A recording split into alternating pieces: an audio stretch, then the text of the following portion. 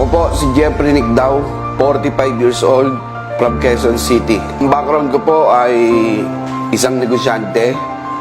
Kami po ang owner ng Urbanity, Your Lifestyle Milk Tea, at yung Samgyup on the Go. So we are into franchising business since 2018. So masasabi ko na successful yung aming business. Nakauna po kami sa milk tea, so talagang medyo namayagpag kami way back 2019. And up to now, buhay pa po ang aming company. So way back 2020 po, nagkaroon ako ng karamdaman na kung saan meron akong naramdamang severe back pain. So hindi po ako makatayo, hindi po ako makalakad. Lahat po ng activities ko, tayo, upo, higa, lakad, talagang ramdam na ramdam ko po yung pain sa likod ko. Kanya po, nagpa-check up po ako sa neuro at nirekomenda akong mag-undergo ng MRI para po malaman ano po yung cause ng severe back pain ko. So true enough, nagpa-MRI po ako, lumabas po ang resulta na nagkaroon daw po ako ng disc bulge sa L4, L5 ng aking spine. So ang tendency po, napipinch dito yung sciatica nerve ko down to my left leg. Kaya pala, ganun na lang kasakit yung pain. Talagang hirap na hirap po akong bumangon sa umaga. So lahat ng galaw ko talagang hindi maiwasan na yung nerve ko na tinatamaan, kaya nagkukos ng pain na matindi. So yun po, nung bumalik ako sa akin doktor sa Chinese, ang recommended niya po sa akin is operation. So bubuksan po yung aking spine, yung likod, para tanggalin po yung disc bulge. So syempre hindi po ako pumayag basta. Nagtanong ako kung ano yung pwedeng alternative. Ang in-offer niya sa akin is physical therapy.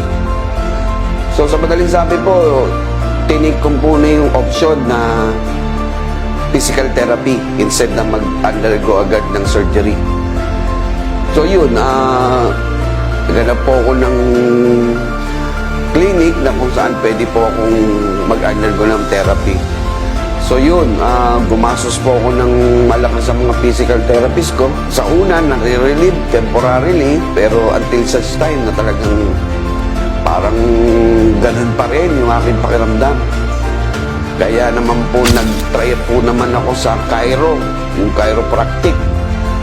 So nakikita ko sa Facebook, ang daming natutulungan, nare-relieve yung mga pain sa kanilang katawan. So nag-try din po ako dyan.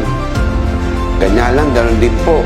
Pagka nandun ka, ini-stretching ka or kinakairo ka, pero at the end of the day, o pag uwi mo, ganun pa rin, masakit pa rin po. So ang lungkot-lungkot ko kasi wala, hindi ko na po ma-enjoy yung buhay ko.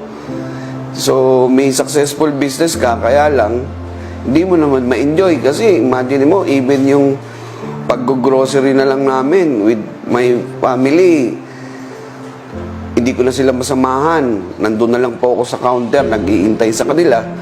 Kasi nga, hindi ko magawang maglakad ng malayo o tumayo ng matagal. Dahil talagang masakit po yung aking karamdaman. So, lungkot na lungkot po ako. Kaya lahat na lang ng pwedeng alternative talagang sinubukan ko. Isa pa dyan yung sa PGH. Ito po yung acupuncture. Pinatulan ko rin po yan. So every other day, nasa PGH po ako, nag-undergo ako ng acupuncture, yung tinutusok-tusok yung aking likuran. So pag nandun ka, tutusukin ka, nare-relieve. Kaya lang, pag tinanggal na yung tusok, maya-maya, babalik naman yung pain. So talagang, ang hirap po. Kung minsan, naiyak ako sa gabi kasi yung pain talagang yung level mataas, masakit po siya. So, ako, willing akong gumastos, gumaling lang. Kasi ang katwiran ko, ang pera po kikitain, pero mangyayari yun pag healthy ka. Pero kapag may sakit ka, talagang affected po lahat. Spiritually, mentally, physically, financially, lahat. Kaya ang gusto ko gumaling, mawala, ma-resolve yung problema ko. Until nakita ko yung Dear Placenta sa internet. So, nireview ko po siya, nag-research po ng kaunti. Ayun, maganda po. Sa tingin ko, makakatulong. Sabi ko nga, lahat sinubukan ko eh. So, nung nakita kong okay siya, magta-try sana akong mag-take. Meron pong available dito. Galing pong ibang bansa. Kaya lang, nung bibili na ako ng isang bote, ayaw akong bentahan. Kailangan daw 7. So, 20,000 per bottle siya that time.